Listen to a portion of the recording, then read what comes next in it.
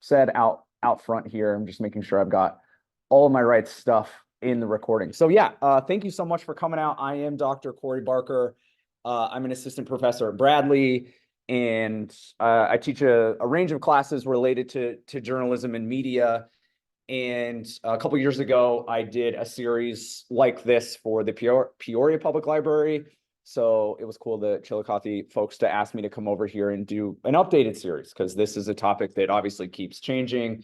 I've also taught around this topic in the Ollie program at Bradley. So this is something I'm really passionate about and happy to discuss with folks that every month that the topics will change.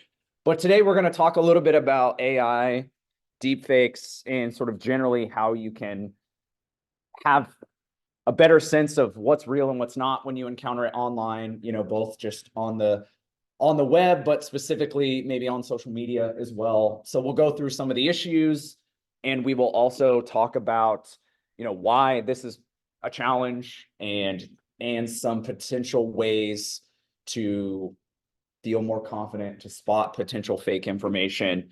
And, I'll provide some additional resources if folks are interested in those things. If you have thoughts throughout, don't hesitate to kind of raise your hand. I can call on folks. We're slated to go for about an hour. I've certainly baked in some questions or time for questions as well. Okay. So if I can start with a little introduction of a recent news item for folks who just came in, little complication with the audio. So the audio will be playing here out of my computer, but I think it's loud enough. This is a recent segment in the last couple of days from CNN about some of the topics that we're going to discuss today that I think is particularly relevant to this issue and how we navigate it. What do Taylor Swift and the 2024 election have in common? Both are under attack thanks to how realistic artificial intelligence and deepfakes have become. This week, fake sexually provocative poses of Swift, likely generated by AI, went viral on social media. One image was on X and viewed 47 million times before the account was suspended.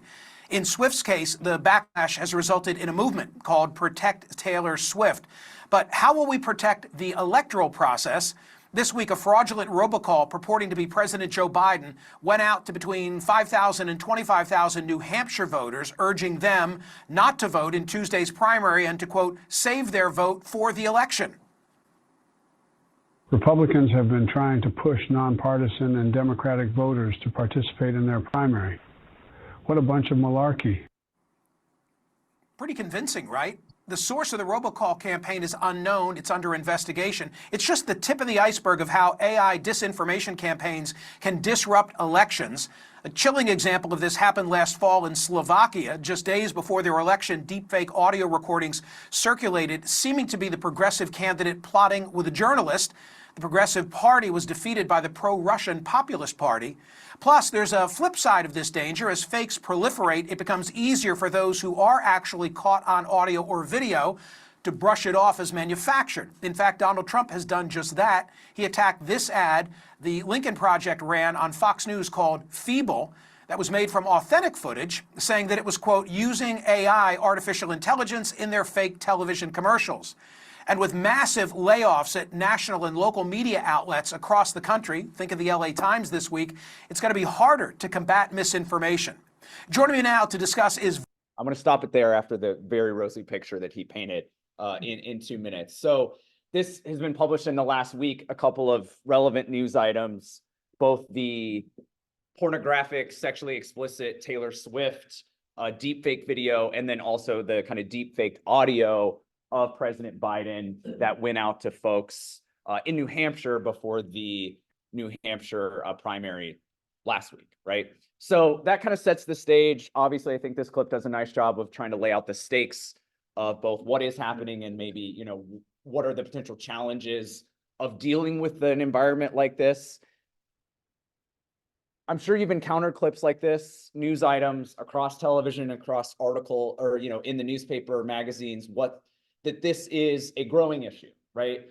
Artificial intelligence, and maybe more specifically, the deep faking of video and audio to persuade people of particular messaging, whether political or otherwise, right? In the Taylor Swift example, that's just taking a celebrity, obviously, and putting them in a pornographic context that doesn't have the same sort of political messaging, you know, capital P political, as the Biden robocall that's trying to dissuade people from voting. But I'm sure we've encountered that these terms in your life, which is in part why you're here.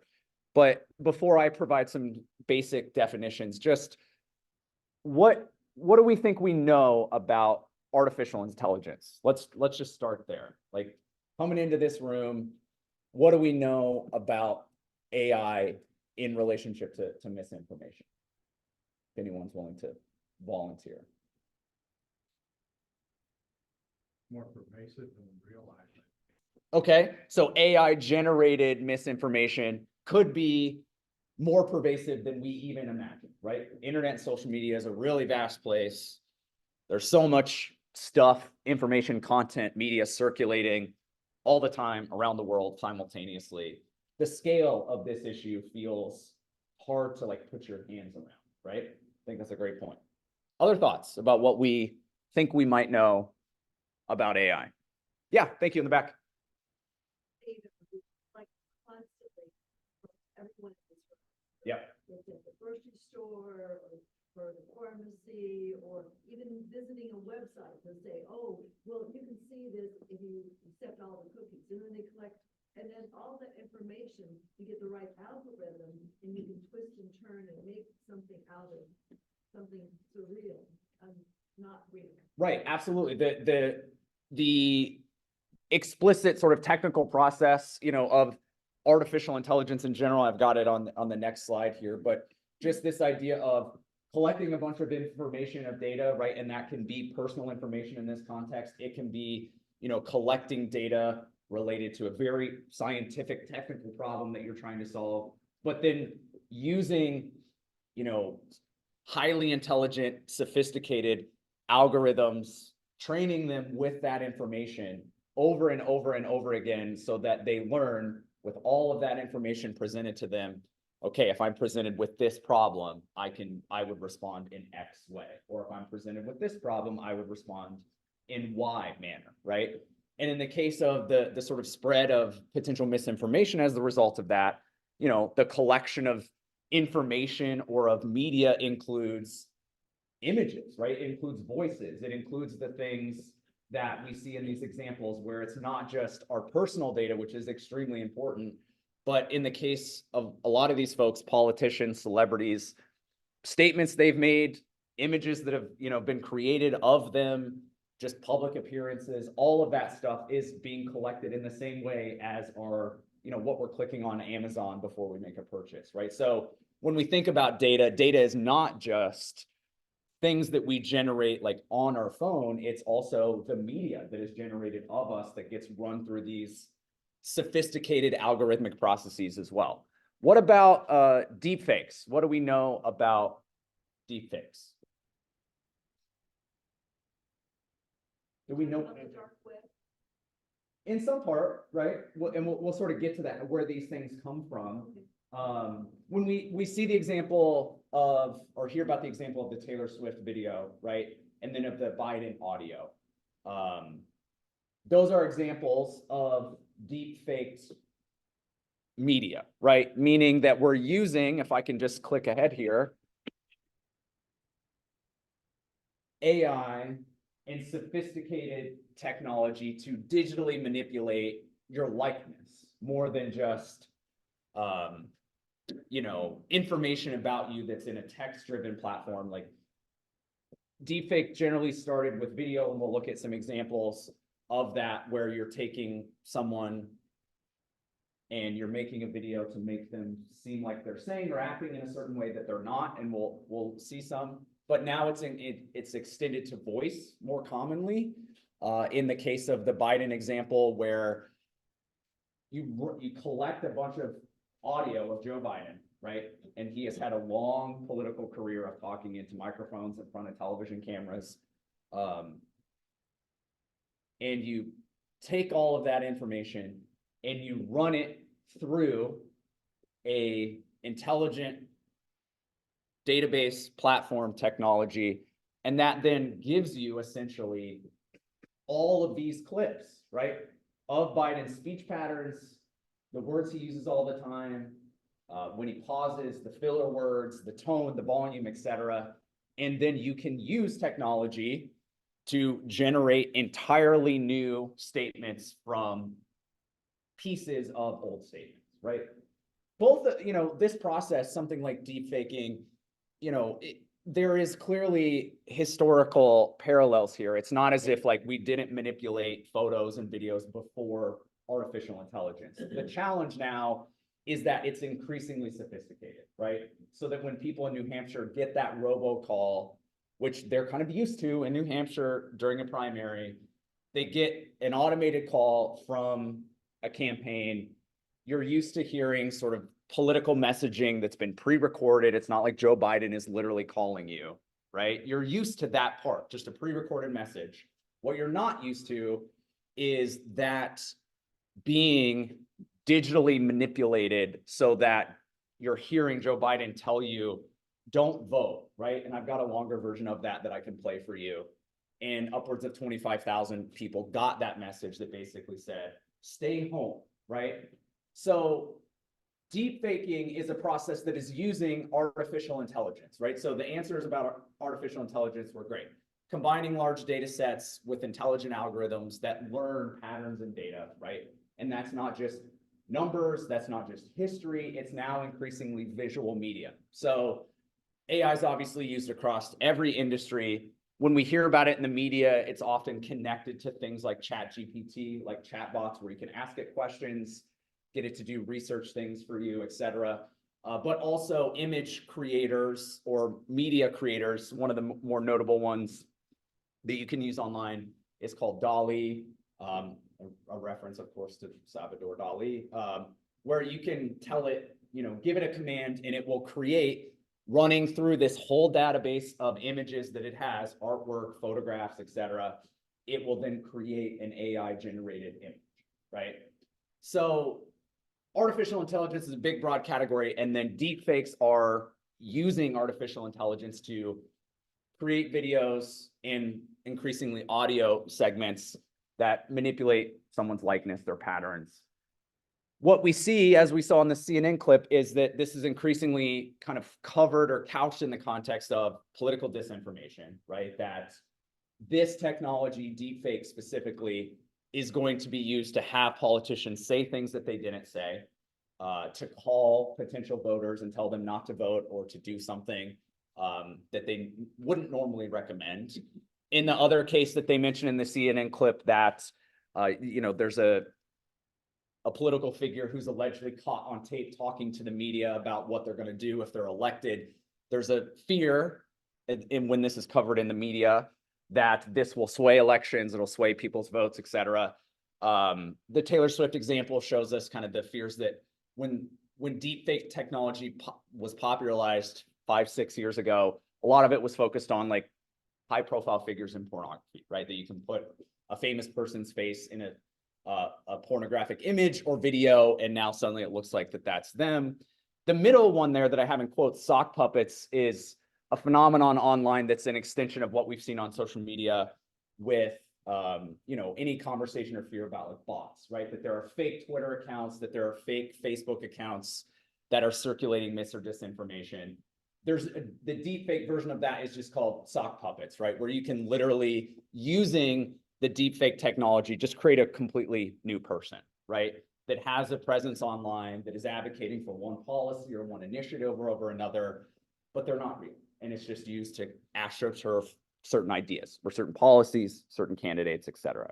So when we say artificial intelligence, we're generally talking about this combination of teaching algorithmic systems with large data sets. But what's important is that data doesn't just mean text. It doesn't just mean math equations. It doesn't mean healthcare research. It also means images, videos, etc. Any just general questions about that? Okay, great. So why is this a particular concern now? There's a bunch of different reasons that scholars political figures, governments, media institutions have all brought forth over the last few years, right? And these, again, are extensions of things that we're kind of always concerned about in relationship to mis and disinformation. But AI potentially takes it to the next level. So over the last couple of years, with the growth of artificially generated websites in particular, and an expansion of the chat GPT idea where you can go in and sort of ask questions or give it a prompt and it will just run against this huge database of information that it has and spit out something that seems pretty legitimate. What has happened is that there is a huge increase in the number of websites that are presented, if you just do a Google search or even click on them, that seem kind of legitimate, right? It just on a quick view, you know, they have familiar names, you know, it might be like a local news organization. There's an example, the main news organization in Denver is the Denver Post, right? And there was a similar sort of competing, quote unquote, news organization. I can't remember if it was the Reader, but it was like the Denver Reader. It was a completely AI generated website that was creating, you know, someone's teaching it to create articles about what's going on in Denver. And they're always sort of like half right or a quarter right, but the names are wrong or some of the facts are wrong. But if you're just going to Google and you're searching for Denver news, that site was increasingly like showing up at the top of results, right? And again, that's something that's existed before AI. People have always tried to create fake websites or information that's not quite accurate. But the change is AI is getting increasingly more sophisticated, and there is an increasing number of these websites being created, and mass search engine companies like Google, primarily the main search engine that most people use, have changed their weighing of what people see when they search for something to account for more AI-oriented content, where even 3 years ago, if you searched for a particular keyword, most of what you were seeing was created by a human being and generally came from like a credible government or a news organization. And that's how Google weighed its search results. And now Google has kind of taken some of those human institutional related characteristics off its search result requirement, so that if you search for the same keyword in 2024 that you searched for in 2018, now you're going to see a lot more AI generated content because Google has kind of taken some of those filters off. And that's in part because Google has seemingly decided as a company that they don't entirely care about the valuing of like news sources, like conventional news sources, New York Times, CNN, Wall Street Journal, et cetera, in the US, at the top of those results, as they once did. And so more AI generated websites and also search results sort of changing to include more AI generated sites in a way that 5 years ago wouldn't have been so clear. And those AI generated sites are getting more and more sophisticated, so it's harder and harder for Google to block them even if they're trying, right? Another challenge here is that some news companies are working with AI to cut costs. Some have embraced AI in the newsroom. So there have been a couple notable examples, even just a few months ago, I think at the end of 2023, it was discovered that Sports Illustrated, the longtime, sports magazine, now website, which has been bought and sold a bunch over the last decade, but a lot of they went in and saw that not only were a bunch of the articles being written by AI, but they had created an entire person who was not a person at all, right? And that if you clicked on their byline and it said like Craig Smith or whatever, and there was even a photo which had been AI generated, there were all these articles that were generally correct. They weren't like deeply reported stories about something. It's just like, the scores from last night or whatever, information that anybody could get. But if you clicked that person's bio, there was tons of stories written by them, entirely AI generated. The person was entirely AI generated, and they had to come out and say, we apologize, we're experimenting with this because it's a lot cheaper to pay, a computer to write the stories and collect the information than it is a human being, of course, right? Some other news companies, the Associated Press being one, a couple of other big ones in the United States or around the world, have been sort of partnering with the OpenAI, the company that runs ChatGPT, to experiment with how to use the tool responsibly. But naturally, if you're partnering with the company that owns ChatGPT, that means you're just you're running all of your stories into ChatGPT to make it smarter over time, which probably means eventually it replaces you in some form, right? That's the fear anyway. The New York Times and a few other big companies in the United States have actually considered suing OpenAI and ChatGPT as a way to say, if you cannot take our stories, our decades of material, and put it into your smart system to teach it to be better, right? So more AI generated websites, news companies not sure what to do with this, Google changing its search results, and the fact that when there are these big AI generated or deepfake moments, like the Taylor Swift example, or like Joe Biden's audio call there, they get a lot of media coverage, right? So which creates this sense that this is happening a lot, right? That this is happening way more than we think. And there are some notable examples over the last few years. Maybe some of these you've seen, maybe you haven't. Has anyone seen either of the two images on the left? Have you encountered them? Yes, man. Which one have you seen? Or both? The Pope one. Yeah, so that was from earlier last year, right when DALL-E, the AI generated or image generator, kind of first started going wide online, and you can use it for free. This is an image of Pope Francis wearing a popular trendy fashion brand puffer jacket. And that was like a viral image where 28 or 29 million people saw and shared that image in a short period of time. There's another one here.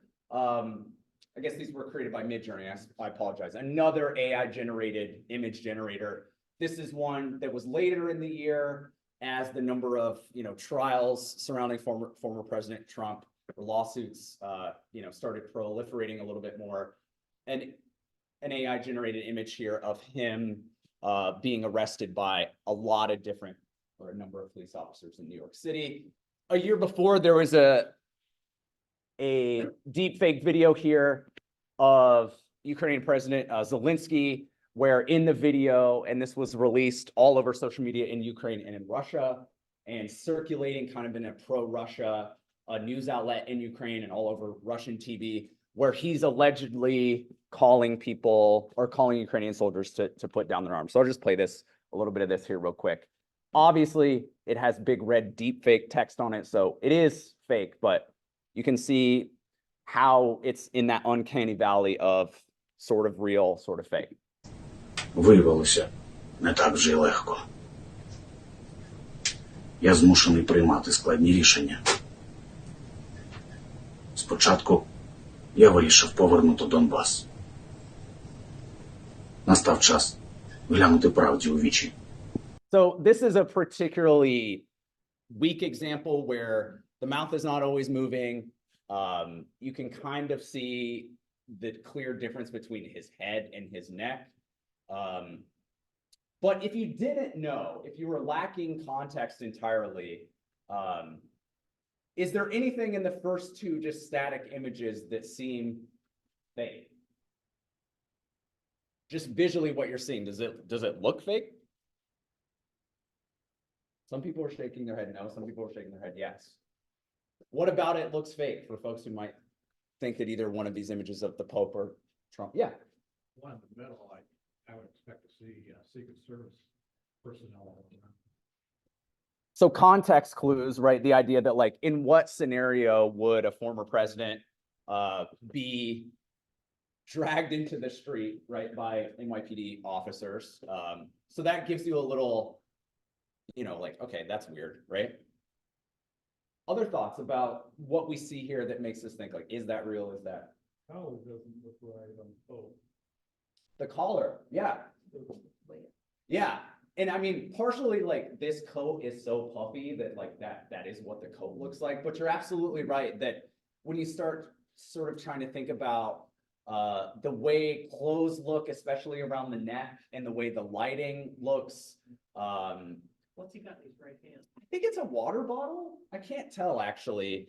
I can't even tell on my computer. Yeah, it looks like a water bottle, which is in of itself kind of weird. I'm sure the Pope does, use a water bottle, but just seeing him walking down the street with like a water bottle like me would be weird, right? Well, same difference, Trump's head just doesn't look right. Yes, absolutely. So often the head and the face are giving these things away. It's the same thing with the pretty, rough example of the Zelensky video. But you get even in the lighting, right, where in the Trump photo, and this was a photo, the police officers look like the photo was taken with a phone and there's a lot of movement, right? They're kind of blurry. And then Trump's face is brighter. It looks more sort of professionally taken, right? It doesn't look the same, even though obviously his skin color is often like what I would say is an unnatural tone.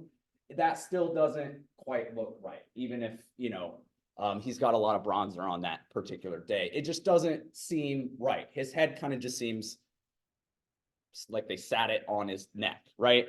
So the face often gives it away. What's interesting, obviously, is that whether you see these things or you don't, right, they're often circulated on social media.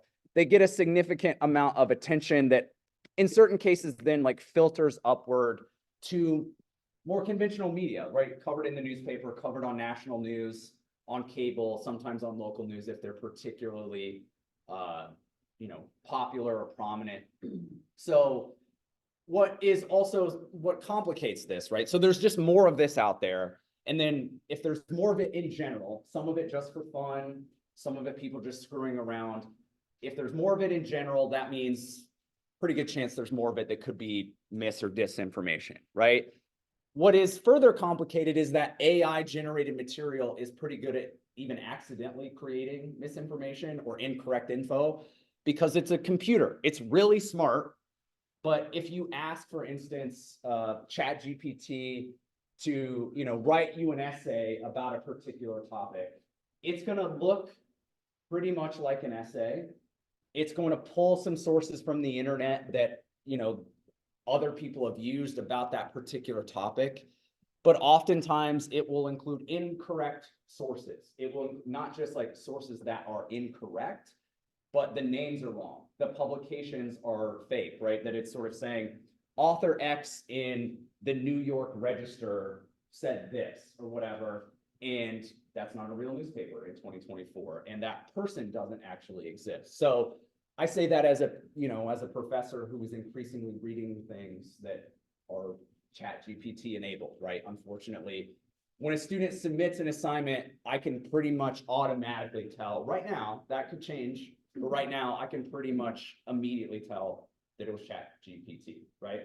And oftentimes I can point out the things that are wrong about not just them using it, but the information. So these AI generated images, text, videos, even if you're not trying to manipulate someone, they're often like just a little off, right? So that contributes to misinformation.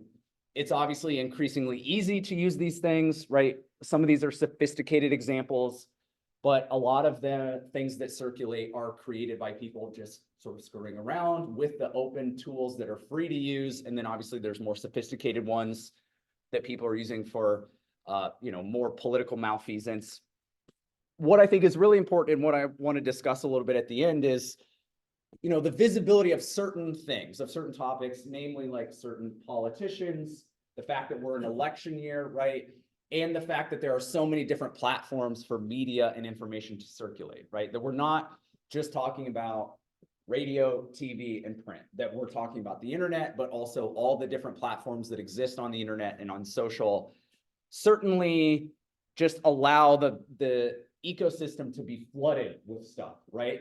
And we'll talk about, I think, what are some of the consequences of just the flooding of stuff that is mostly real, only partially real, things that are just supposed to be for fun. Hey, look what this technology can do, or things that are supposed to be a little bit more insidious.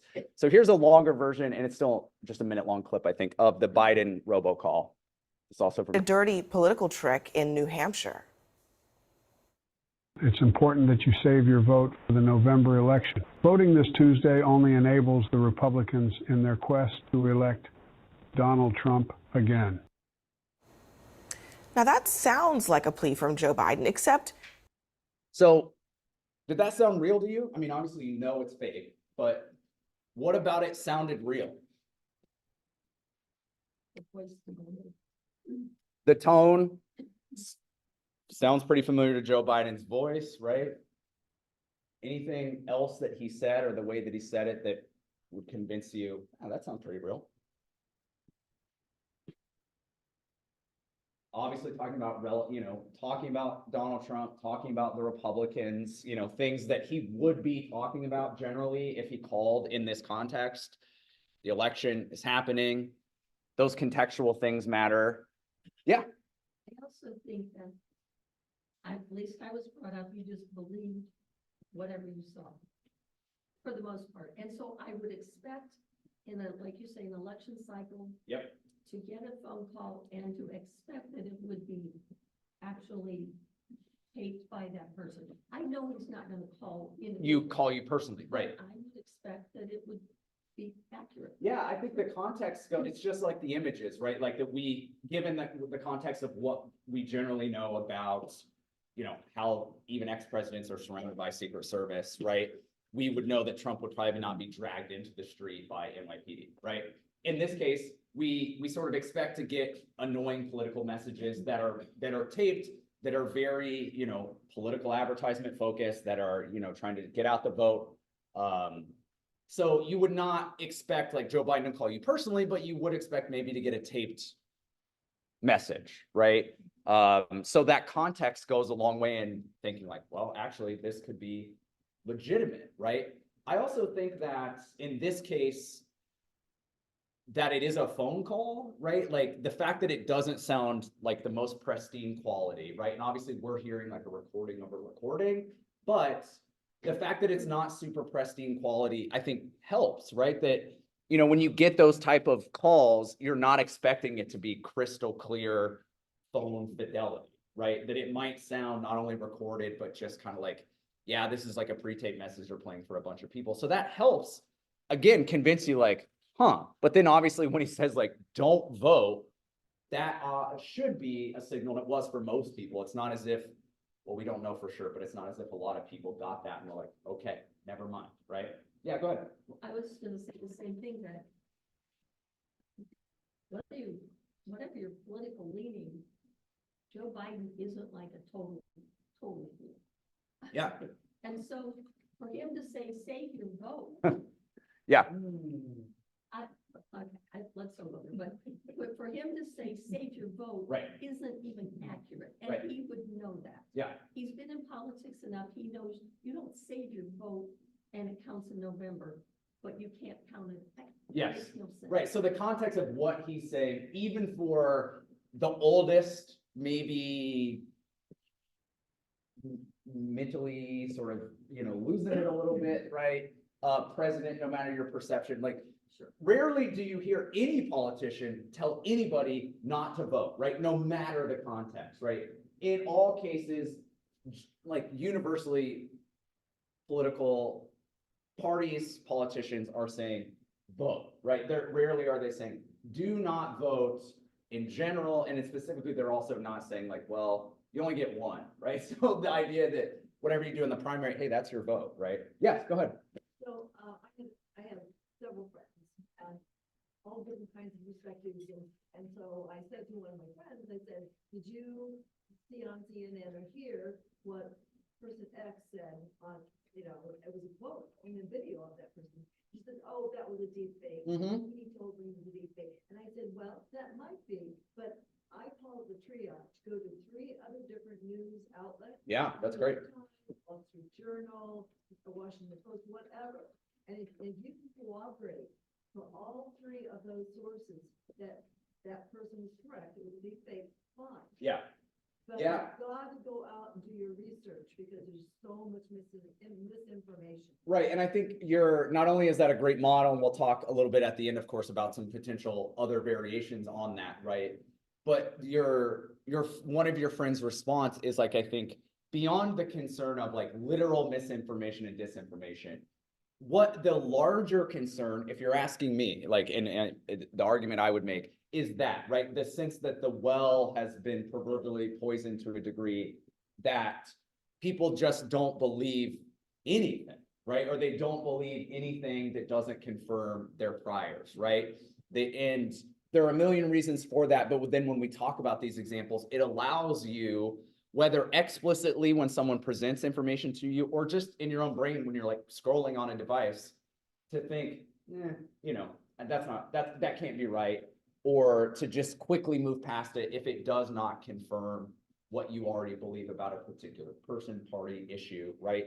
So the general sort of poisoning of the well, I think, is even more insidious than like individual examples of, okay, here's what Biden told voters, right? And we'll look at some studies that kind of bear that out. That's a great point. So what do like individual people say about their concerns about this? Because I think you start to see a lot of media coverage, political conversation about these issues, and I've got data to back that up too. But what do we say? Like, do Americans actually care about these issues? So research from Pew, which does amazing sort of cross-sectional research across many topics, but in this regard, so people surveyed, and this was pre-COVID, the first two, 2019. Most US adults say altered videos and images create a great deal of confusion about facts related to current events. They also say, that's a little small text here, 77% say steps should be taken to restrict altered or made up videos. What that means or what those steps are, I think, is the biggest question. Center there, about 6 in 10 US adults say the public should not be expected to have to like deal with this every time we see an image or a video. Like, how are we individual Americans supposed to figure this out, right? And you can see like what particular topic or situation where they feel strongly about that, specifically videos, images that are made up news and information, and so on. More recently, this is just July and August of 23, more specifically like about AI. Percentage of US adults who think the increased use of artificial intelligence in daily life makes them feel, you can see the green bar going up, more concerned than excited. We're now 52% of people who were surveyed, cross-sectional of US adults, feel like bad vibes around this, just AI in general, and then more specifically, concerns about when we encounter this type of information.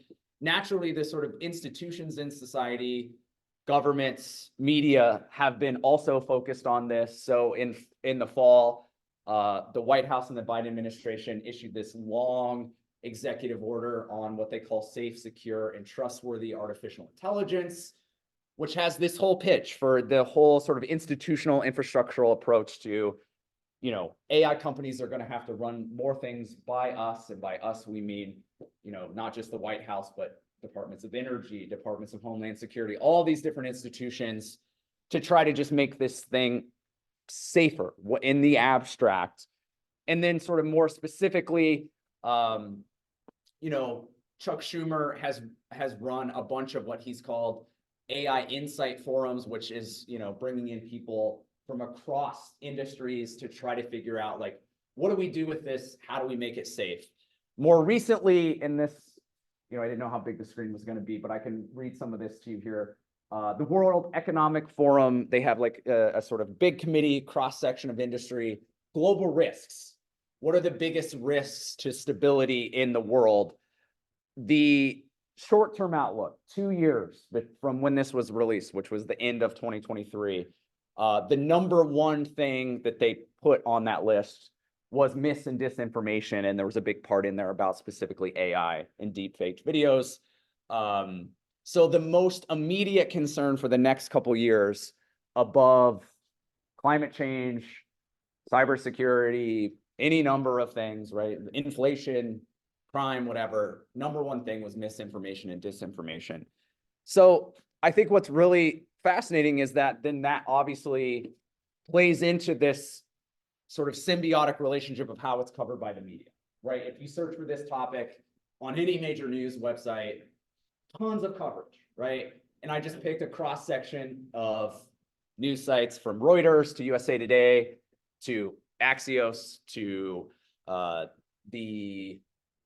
can't remember the top one is the Washington Post, right? So just not only AI is creating a bad environment for misinformation, but specifically connected to like, and we have an election in the United States happening here, a presidential election, all the subsequent elections or related ones This is also a big election year worldwide, where like a huge percentage of the world's population is voting. I believe the number is a little less than 50%, but it's more than 40% of people who live in places that have like major elite elections this year. So this is all being covered in the media as, oh my God, this is an insane issue. It's getting more, more intelligent. It's proliferating more, and we are not prepared about that, right? So I think what's important to note here before we talk about what to do is that some of the focus, specifically like in the media over the last decade in particular, about mis and disinformation online, and a lot of it is affiliated with what happened in the 2016 election, right? Cambridge Analytica, the alleged Russian mis and disinformation campaigns on Facebook, those sort of things, right? And the just shock for a number of people that, Donald Trump became president, and this sort of coverage that comes as a result of that. So I think even when I did this series a couple of years ago in Peoria, right, there's a built-in assumption, sometimes even from me, that like misinformation and disinformation is rampant and that it has a real effect on people. Recent studies from folks across the world, working in different disciplines in academia, trying to figure this out, have found that that's partially true, right? That like mis and disinformation is actually really circulating a lot, and that it has an effect, right? And of course, these are all individual academic studies, but I could point to a dozen of them. The top one, which is a research article that came out recently, basically found that the number of people, this empirical cross-section of folks they were looking at, only like a 14% of those folks even consumed news at all in their daily habits, which is its own issue, of course. And most of those people got their news from television, right? Which again is not free of issue, but the idea that everybody is sort of consuming all the time on this and specifically looking at news, and most of that is mis and disinformation, is kind of not bared out in some of the data. They found through their empirical research, fake news comprises only 0.15% of Americans' daily media diet, which again, not to say that it's not an issue, but to the scale that maybe it's covered in the media, maybe a little less, right? This study here, which goes back to 2016, found that once again, there is fake information on social platforms, of course, but that study found that only 1% of Twitter users, which is a much smaller number of people in general, way more people use Facebook, Instagram, YouTube, TikTok than Twitter, despite all the attention paid to it. Only 1% of Twitter users were exposed to 80% of all fake news. So like a very small number of people are the ones that are just getting somehow continuously bombarding themselves with fake information. And when you think about who is actually encountering this information, it's a way smaller number than we would actually think, right? And I say that as a person who's done tons of talks like this, lessons, and saying like, it's a real concern, right? It is a concern. I think what's important to note is that as far as direct data and studies show, there's maybe a little less than we think, which is, I think, somewhat positive, and a little bit of corrective to the kind of hype that's covered in the media. And I say that as someone from a journalism background. I'm very pro journalism. What I think, to my previous point, is more complicated is the idea that the way this gets covered when there are incidents of it happening, or the concerns about the fears of this stuff, is that sort of raises our sense that it's real, right? And that more and more people are affected by this, that allows us to say, well, my friend who disagrees with me politically is obviously seeing fake news on Facebook, right? They don't know what the hell they're talking about. They're in some Facebook group where people are talking about information that's clearly not true, or vice versa, right?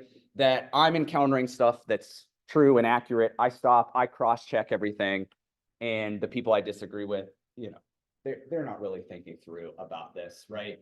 So that is sort of the bigger challenge, that the way this gets covered sort of creates an environment where people are more distrustful. A survey at the end of last year As far as, do people think AI will impact the election? Top right there. Combined between yes, definitely, or yes, probably, about 55% of the people in that survey, which was a cross section, but a small number of people. But they said, like, yeah, essentially based on the media coverage and the way it gets talked about it, it will impact the election. Do we know how? No. Do we know what that means? We just have a general sense, AI bad, AI impact election, right? And what's challenging about this is that people, year to year, it shows that like US citizens distrust institutions more and more, right? Distrust the government, distrust the media, distrust what people are telling them. So there's just a general sense that like, we don't trust things. And then what we're seeing is maybe not real. And that creates a really complex environment to try to understand what's going on. As the CNN clip that we saw at the beginning notes, we're increasingly seeing examples of celebrities, political figures. This example uses Trump, right?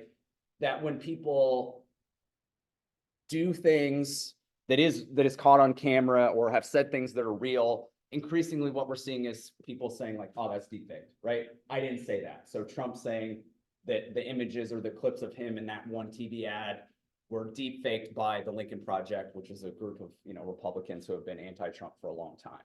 So that again further just creates an environment of, ugh, it's really bad, right? How do you all feel about that? Do you agree with that sentiment that, you know, it just, there's a sense that it feels like things are not real, or that people don't trust things that are real? I'm just curious, your thoughts. Yeah, go ahead. So how many people here, you'll have to raise your hand, have Facebook pages? Okay, on Facebook, they have an algorithm. If you click on something, they take note of that. And they Sure. start feeding more and more. Yep. That is exactly in line with what you clicked on. Yeah. And so it sort of reinforces Your view. that must be true. I got 10 news items from Facebook on that. Yeah. It's manipulation. Yeah, and that's mostly just like text-based your own habits, right? Not even things that have been digitally manipulated that are now in front of you, right? You have a thought here in the front. You're gonna. Well, I just have the feeling, and maybe it just exposes my attitude toward the whole. Yeah. But I envision thousands of people watching TV news in the bar, here, there, wherever. They don't pay that much attention. Yeah. They just don't, they don't think any further than, oh, you know what I heard? Yeah. And there, so this checking and distrust. Yeah. I don't see, I mean, you can protect yourself by going and your triple check. Yeah. Thing. But I would guess that it's a very small percentage of people bother to do that. Yeah. Yeah, and I think that's one of the sort of related challenges to this, right? On one hand, it's maybe positive that some of these studies show that like there's actually not that not as much mis and disinformation as we might think, and it's only affecting a small number of people. That's potentially a good thing as a result of this larger conversation about mis and disinfo, right? A sort of related, kind of on the other hand point is like, so many people are generally not consuming news to begin with, right? So they're not informed. So whether they are encountering this information or not, they're not informed, right? So what complications does that create? Obviously, you know, not that you're saying anything to the contrary, but that's always been true, right? Like people have large swaths of the population don't pay attention to these things, right? The fact that you all came here is like a self-selecting pool of people who are interested, engaged in this sort of stuff, right? The people who need sort of media literacy education oftentimes to figure out how to do this stuff better are never going to come to this because they don't think that they're media literate. They're like, I know what's going on. I don't need any help whatsoever, right? But it creates a situation where maybe we're not encountering as much of this as we think, but when there are high profile examples, it's sort of covered a lot in the media that maybe it does trickle down even to people who are only like passively paying attention, right? A lot of people who probably don't know much about deepfake technology have probably heard about the Taylor Swift example in the last few days, given the high profile nature of that. her celebrity status at the moment, right? And so what does that leads to people saying like, yeah, AI is going to affect the election. Do I have any idea how? No way, right? I just know like AI bad, right? I've heard enough about it to think probably bad. And, elections are generally controversial in the 21st century in the United States. So yeah, it'll probably affect those things. Before we get to more of your thoughts, just, okay, what do you do? All right, so we can do the great advice, which is sort of like slow down, check. There's multiple acronym driven methods like the SIFT method, which is asking you, to like slow down, fact check, do all of those great things. And I think that's amazing, right? The challenge, of course, is that there is only a small number of people who are going to do that. But if you're thinking specifically about, I'm encountering AI or deepfake media, right? Images, video, audio.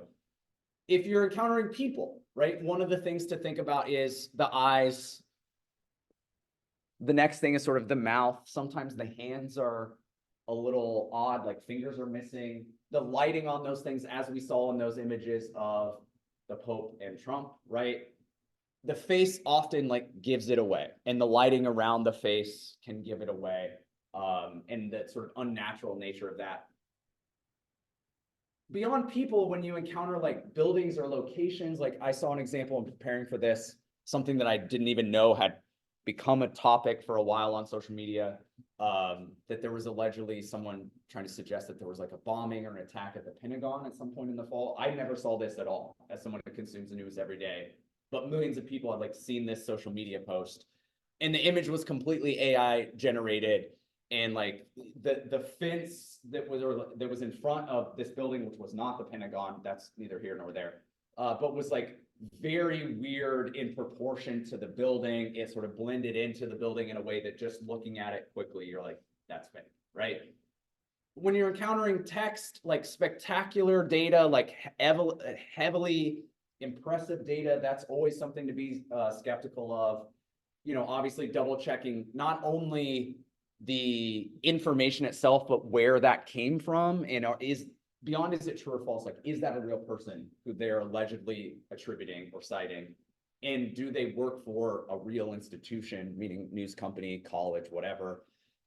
Audio's getting trickier just because it's, that is a sophisticated way to splice together faked information. Video, the face gives it away, but I think audio is just harder. If you've got their voice, you can kind of, the Biden audio clip is the realest thing that we've seen tonight, I think, from my perspective. But if the quality is really bad, meaning it sounds pretty muffled, that often gives it away. If there are clicks or glitches, and then the context, right? Knowing the context of what's going on is huge. A few other things, if you wanted to go the next step, that's like, I've encountered the info, I want to take a second. There are increasing number of tools that exist online that allow you to plug something in and say, is it real? Is it fake? Right? Beyond you using your own brain. So Google has long had what they call reverse image search, which basically you can, if you have the URL for where the image is from somewhere, right?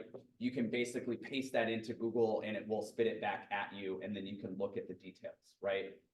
They've also added what they call the About This Image tool, which if you're looking at results on Google Images now, it will tell you kind of the original source as far as the Google infrastructure and algorithm, which is of course driven by AI, right? But is trying to be as credible as possible to tell you like, okay, here's the original source of this image, here's the year, what publication did it potentially appear in or platform. That can be helpful, right? There are 3 tools that you can use called AI or Not, AI Art Detector, or Deepware, that allow you to, again, upload an image. Like, so if you've seen it and you're trying to determine if it's real or fake, these tools that are just AIorNot.com, AI Art Detector, etc. You can upload the image and it will generally tell you if it's been AI created or not. Those seem to be generally trustworthy. Deepware is the same thing for deepfake video or audio, that you can plug in the URL or the file and it will give you a clear indication. But these things are always sort of racing to compete with one another, right? The technology to create fake stuff gets more sophisticated. So the technology to capture and log and determine if things are fake is always a step or two behind that. And these types of tools, which are really useful, are obviously the free ones that we can find to use, but you know, more sophisticated tools to do this faster are going to require like subscriptions, and people have to pay for that. And that gets back to the idea of the challenge of how many people are going to, you know, kind of take that step. If I can show you one other thing here and then get to any kind of concluding questions. There are tons of tools online if you just want to train yourself, for instance. So I can share these with the library if anyone is interested. So for instance, Northwestern has this whole database study that some scholars have put together that basically asks you to watch a bunch of things and listen to things and then determine, is it real or fake? So we could just do this here really quickly together, see where we land on this first one. That should be maybe a little entertaining. Okay, here we go. So this one's a clip of Biden. Marijuana usage should and will be legalized at the federal level. We already support decriminalization, but we also want to create supportive policies at the state level to legalize marijuana usage. Real? Fake?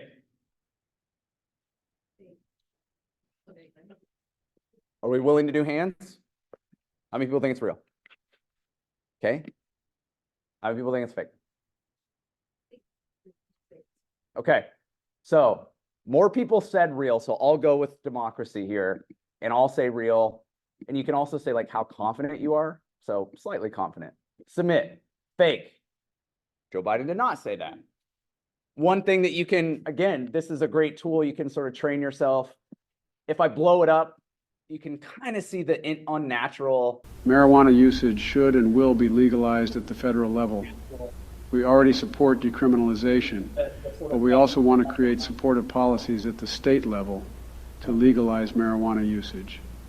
Context sort of gives it away. You know, if you do pay attention, like they have obviously expunged a lot of people's records, but I don't believe that Biden has ever said that marijuana is going to be legal at the federal level, right? That we're just going to decriminalize marijuana top to bottom, right?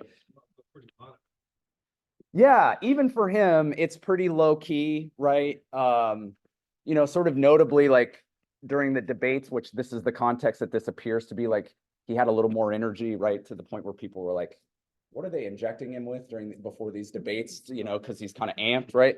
But these sort of tools exist out there. You can do AI detector tests where you can just go through and say like, you know, have I heard this or have I encountered this, right? So here's another one just for last. It's totally legitimate for someone not to have to say, no, don't get in my private space. It's my job. It's my job to read that, no, this is space that no one wants me to invade. Okay, so that's him talking about assault, people being potentially uncomfortable with violation of space, but this one's just audio, right? We don't have the context clues. Real? More real than the other. Okay, let's just guess and say this one's real. I have no idea. Here we go. Submit. Oh, I have to say how confident I am. I'm so sorry. Fairly. He did say that. Yeah. So that was in 2020, I think, in the lead up when there were all those accusations about potential sexual assault and misconduct from then candidate Biden, right? And talking a little bit about that. So audio is harder, right? I think that's the challenge. The videos kind of give it away if you have an opportunity to really look, but when you're just seeing audio, when you're just listening to audio, and it's these public figures who you've heard a lot of, in a lot of soundbite style statements, right? It can be really difficult to determine. When I was practicing with this before, there was a couple of Trump examples that were, you know, I was really not sure if it was real or fake because it's a person who speaks, you know, off the cuff almost exclusively at many public events. So trying to determine like, man, did he say that? I don't know, right? Because there's just so many clips of Donald Trump speaking, even in the last 8 years or whatever. So a lot of opportunity to kind of train yourself for these things, and you can find that online as well, of course. But I think the biggest challenge, right, is how are we going to convince a lot of people to stop and do this, right? And the reality is that a lot of people are not, right? We are all not. Even you come to this session, you're probably not every time you're encountering something being like, okay, I have to stop and fact check this 3 different directions. It's just unreasonable, but it still is really difficult to imagine a world where we eradicate this stuff entirely, right? Which makes it challenging when we're coming up on elections or just dealing with celebrities for having their images, you know, used in pornographic context or taken out of context. So I'll leave it there, but if anybody has questions, I'm happy to answer, happy to stick around. Thank you all for coming. Yeah. Giving us some clues to look for. Yeah. But it seems like AI is still in, Mm-hmm. so it's gonna get more and more sophisticated. Yes, And harder for us. absolutely. to- Yeah. And I think that I feel like is a lot of the tone of, you know, potential government interventions or the way the media is covering this thing, is that just like, there is a knowledge that it's not going to get any dumber, right? We know that it's going to get smarter. I think the challenge is trying to like measure that tone as far as the way the media covers it to how much it actually affects us in the short term, right? It's inarguable that AI is already affecting us, that will impact us across our lives in the future. But when you're trying to think about, you know, even specifically like this election, right? It's really hard to make a determination, like, is it going to impact, right? Even some of the other related studies to what I was showing about mis and disinformation, and this is probably true with everybody in here. Just imagine, take a second, whatever political party you support, okay?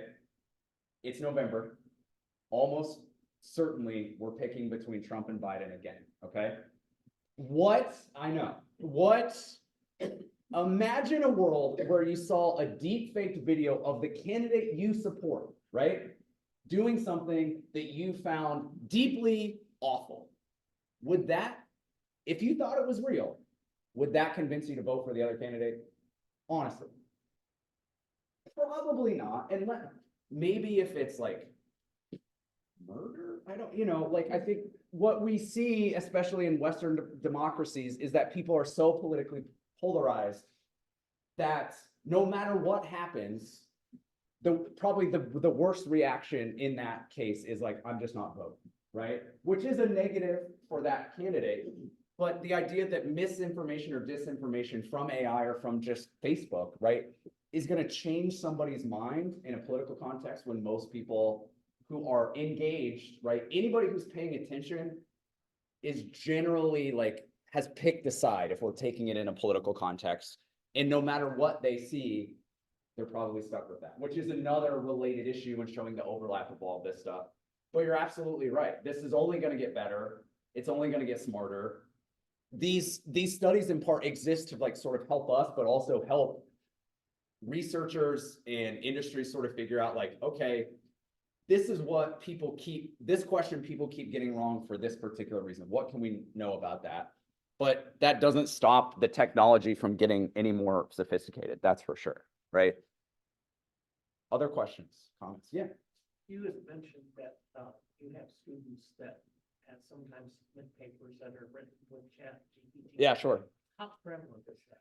You know, it's not, to be honest, it's not like super duper prevalent. I found in the summer when I taught an online summer class where I never met the students in person, and I didn't have honestly that relationship or like they're sitting in front of me and I'm standing in front of them.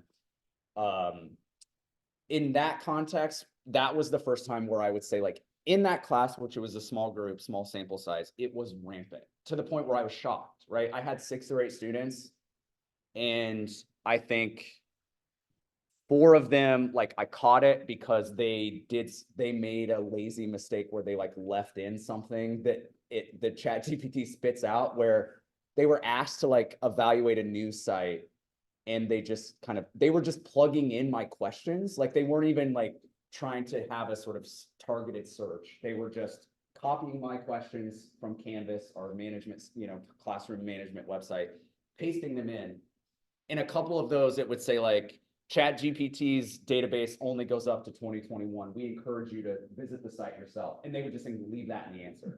So that's like the classic example of digital media of like leaving in your friend's commentary or something when you're turning in the work that they've helped you do, or leaving in, 20 years ago, like when I was in high school or college, and it was like, Wikipedia is bad, which it's a totally great place to start, but just like including all the information in Wikipedia.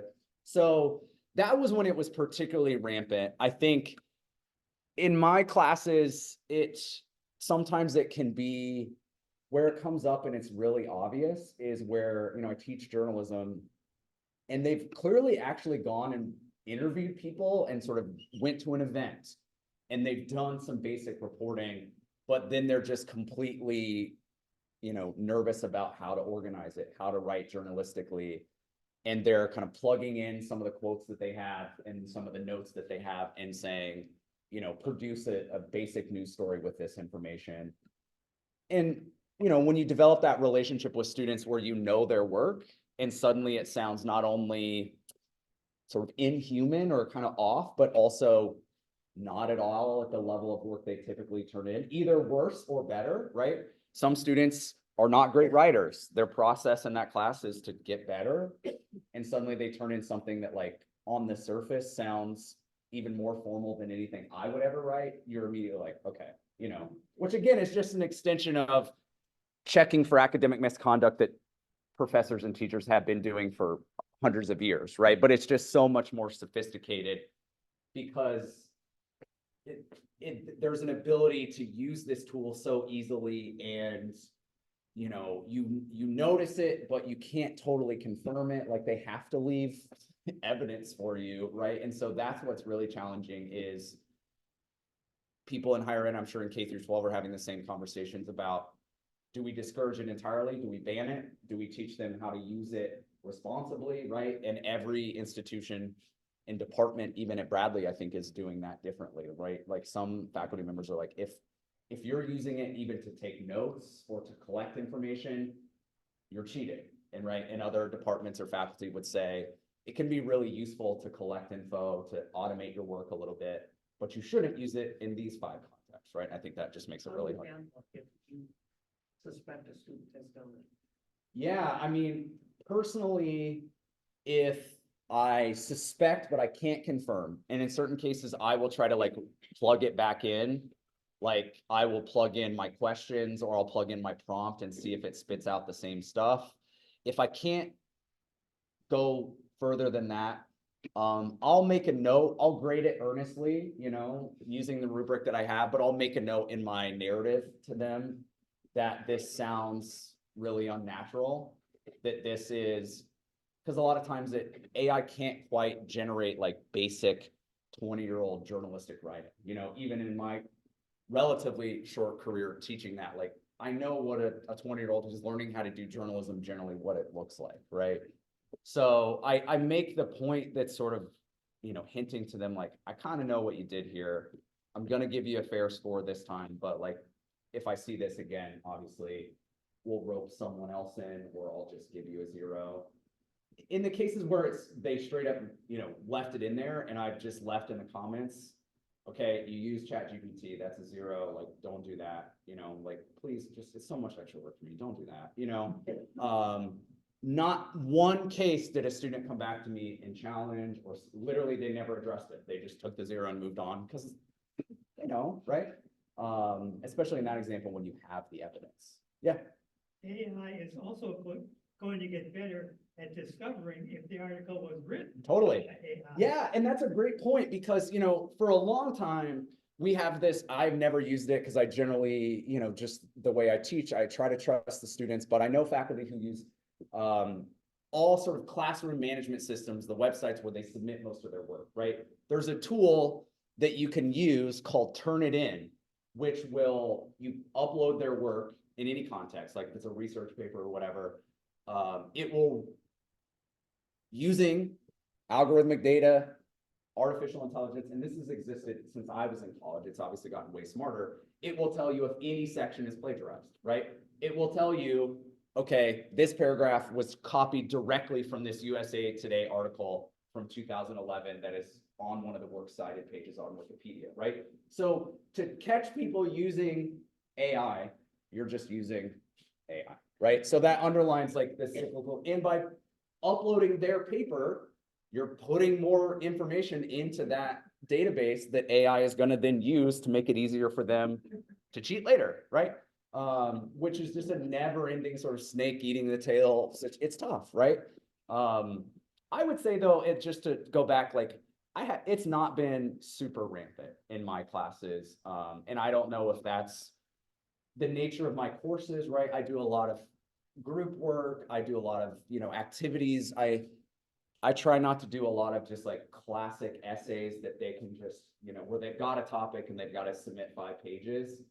And maybe that's part of it, that they just have not had the opportunity. It's really hard to, when I say do a 2,000-word journalistic story about a student organization on Bradley's campus, it's really hard to use ChatGPT to do that. At least I hope so. As of right now, it can get increasingly easier, but yeah. I could probably really date myself here, but I can remember when I was in school that a student who was trying to excel on a paper would copy directly out of the encyclopedia. Totally. Yeah. Yeah. And I mean, you see examples of that where they'll pull things even now, right, from like sort of web-based encyclopedias or web-based even dictionaries or Wikipedia. And ChatGPT arguably makes that like it's better for them because like it will at least put it in new phrasing, new phraseology. So they're not just literally, they're doing 2 copy pastes instead of just 1. But I have colleagues, and this is not to, students are always, I always just tell students, like, if you think you're in a position where you need to like do that to cheat at all, just email me and ask for an extension. Like, it is a waste of everybody's time and effort for you to do this, for me to catch you, to have this conversation where maybe you pretend you did or didn't, like, just ask and say you need more time, right? And we can talk about it. And that generally works for me. But I know faculty in my college and across, the colleagues across the country who use ChatGPT to like collect information when they're doing basic introductory research. I know some folks who use it to automate and streamline like their emails that they send, right? They're like, they need to send a bunch of emails in the morning to a lot of different people.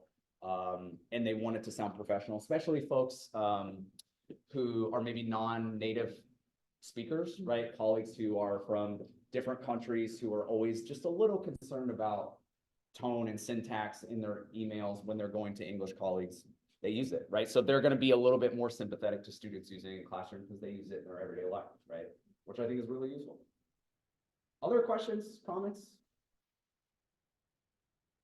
Okay, well, thank you all so much for coming out. As the intro mentioned, we're going to do these every month, the last Tuesday of the month. Next month, we'll talk a little bit more specifically about mis and disinformation related to elections, although we got into that with deepfakes and AI today. And then we'll have other topics related to media literacy and sort of, dealing with media and technology and information and just the overwhelming amount of it that we're experiencing and the challenges in sort of navigating it. So happy to meet you all and hope you come back to future sessions. Thank you.